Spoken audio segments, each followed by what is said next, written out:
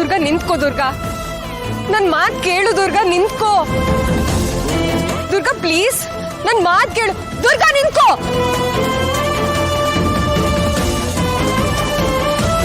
Durga please ಸಮಾಧಾನ ಮಾಡ್ಕೋ, ನಿನ್ನ ಕಂಟ್ರೋಲ್ ಮಾಡ್ಕೋ ದುರ್ಗಾ.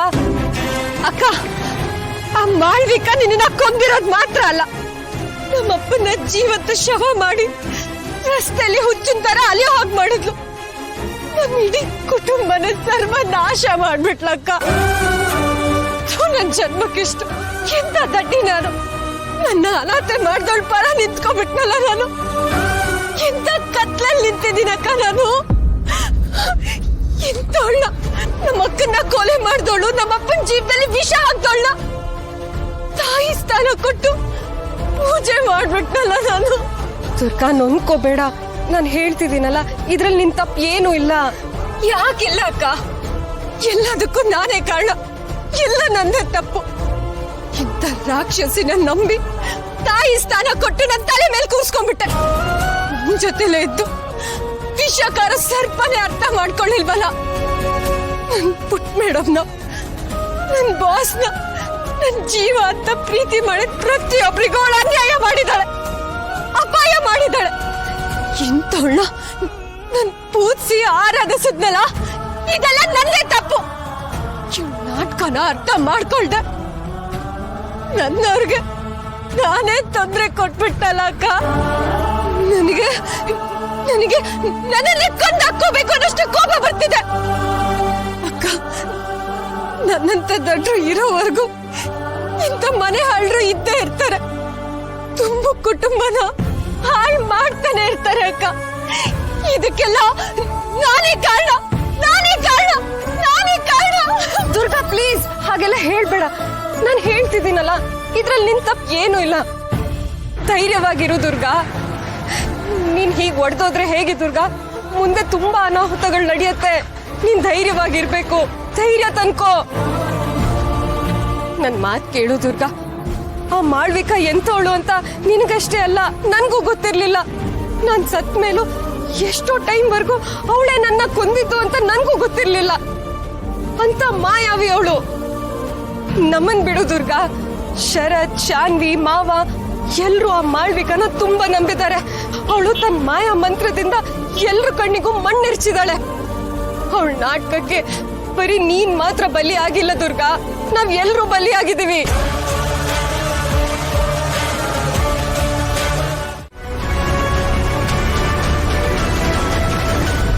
ದುರ್ಗಾ, ದುರ್ಗಾ, ದುರ್ಗಾ, ದುರ್ಗಾ, ಎಚ್ಚರ ಮಾಡ್ಕೊಳ್ಳಮ್ಮ, ಹೇಳಮ್ಮ ದುರ್ಗಾ.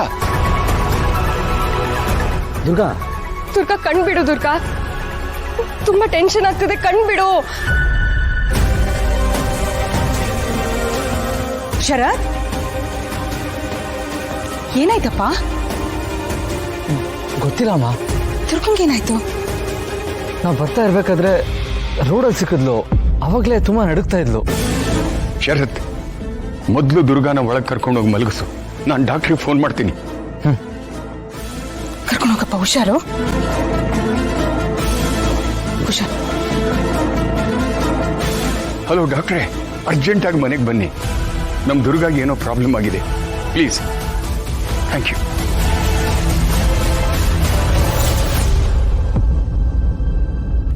ದುರ್ಗಂಗೆ ಏನಾಯ್ತು? ಏನಾಯ್ತು ಅವಳಿಗೆ? ಯಾಕೆ ಹೀಗಿದ್ದಾಳೆ?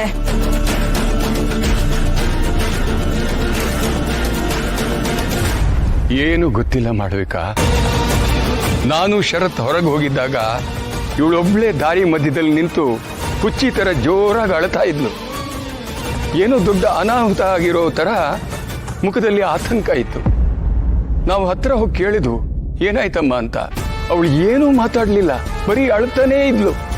ಹಾಗೆ ಅಳ್ತಾ ಅಳ್ತಾ ನಮ್ಮ ಕಣ್ಣೆದುರಿಗೆ ಇದ್ದಕ್ಕಿದ್ದ ಹಾಗೆ ಪ್ರಜ್ಞೆ ತಪ್ಪಿದ್ಬಿಟ್ಲು. ನಮಗಂತೂ ತುಂಬಾ ಗಾಬರಿ ಆಗೋಗ್ಬಿಡ್ತು. ಏನ್ ಮಾಡ್ಬೇಕು ಅಂತಲೇ ಅರ್ಥ ಆಗ್ಲಿಲ್ಲ. ಗಾಬರಿ ಆಗ್ಬೇಡಿ ನೀವು, ದುರ್ಗಂಗೆ ಸುಸ್ತಾಗಿರುತ್ತಷ್ಟೇ. ನೀವೇ ಹೀಗೆ ಬೇಜಾರು ಮಾಡ್ಕೊಂಡ್ರೆ ಹೇಗೆ ಹೇಳಿ? ಶರತ್ಗೆ ಧೈರ್ಯ ಹೇಳ್ಬೇಕಲ್ವಾ? ಹೋಗಿ ಸ್ವಲ್ಪ ಹೊತ್ತು ನೀವು ರೆಸ್ಟ್ ತಗೊಳ್ಳಿ, ನಾನೆಲ್ಲ ನೋಡ್ಕೊಳ್ತೀನಿ. ಹೊರಡಿ.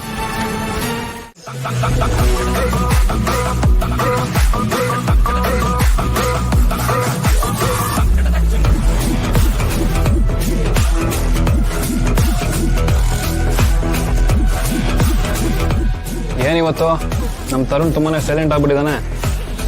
ಮದುವೆ ಆದ್ಮೇಲೆ ಮಗ ಫುಲ್ ಚೇಂಜ್ ಗುರು. ನಮ್ಮ ಜೊತೆ ಕೂತು ಒಂದೇ ಒಂದು ಪೆಗ್ ಹಾಕಕ್ಕೂ ಯೋಚನೆ ಮಾಡ್ತಾ ಇದ್ದಾನೆ ನೋಡು. ಹೌದು ಮಗ, ಮದುವೆ ಅಂದ್ರೆ ಈ ಗಂಡಸ್ನೆಲ್ಲ ಚೇಂಜ್ ಮಾಡ್ಬಿಡುತ್ತೆ. ಮೊದಲು ಪಾರ್ಟಿ ಅಂದ್ರೆ ಫಸ್ಟ್ ಇರ್ತಿದ್ದ ನಮ್ಮ ತರುಣ, ಇವಾಗ ನೋಡು ಒಳ್ಳೆ ಸನ್ಯಾಸಿ ತರ ಕೂತಿದ್ದಾನೆ.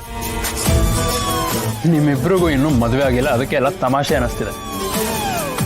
ನಿಮಗೂ ಮದುವೆ ಆಗಲಿ, ನಿಜವಾದ ಪ್ರೀತಿ ಮಾಡೋ ಹುಡುಗಿ ನಿಮ್ಮ ಜೀವನದಲ್ಲಿ ಬಂದರೆ ಅವಾಗ ನನ್ನ ಪರಿಸ್ಥಿತಿ ಏನು ಅಂತ ಅರ್ಥ ಆಗುತ್ತೆ. ಯಾಕೋ ಮಗ ಹೆಂಡತಿ ಪ್ರೀತಿ ಗೀತಿ ಅಂತ ಎಲ್ಲ ಮಾತಾಡ್ತಾ ಇದೆಯಾ? ನಿಜ ಹೇಳ್ಕೊಳಕ್ಕೆ ಭಯನಾ? ನೀನು ಹೆಂಗೂ ಈ ಮನೆಗೆ ಮನೆ ಅಳಿಯ ತಾನೆ. ಹೆಂಡತಿ ಹೇಳ್ದಾಗೆ ಕೇಳಬೇಕು. ಹೆಂಡತಿ ಕುಡಿಬೇಡ ಅಂದಿರ್ತಾಳೆ, ನೀನು ಕುಡಿತಿಲ್ಲ ಅಷ್ಟೇ. ಹೇಯ್ ಸುಮ್ಮನಿರ, ಯಾಕ? ತರುಣ್ ಮುಖ ನೋಡು ಹೆಂಗಾಗಿದೆ ಅಂತ. ಸತ್ಯ ಅಂದ್ರೆ ಹಾಗಲ್ಕಾಯಿ ತರ. ಅವ್ನ ಮುಖ ನೋಡು, ಒಳ್ಳೆ ಹಾಗಲ್ಕಾಯಿ ತಿಂತ ತರ ಕಾಣಿಸ್ತಾ ಇಲ್ವಾ? ಆದ್ರೂ ಒಂದು ಮಾತು, ಬೇರೆ ಮನೆಯಲ್ಲಿ ಮನೆ ಅಳಿದ್ರಿಗೆ ತುಂಬಾ ಗೌರವ ಕೊಡ್ತಾರೆ. ದೊಡ್ಡ ದೊಡ್ಡ ಕಂಪ್ನಿಯಲ್ಲಿ ಕೆಲಸ, ಒಳ್ಳೆ ಪೋಸ್ಟು.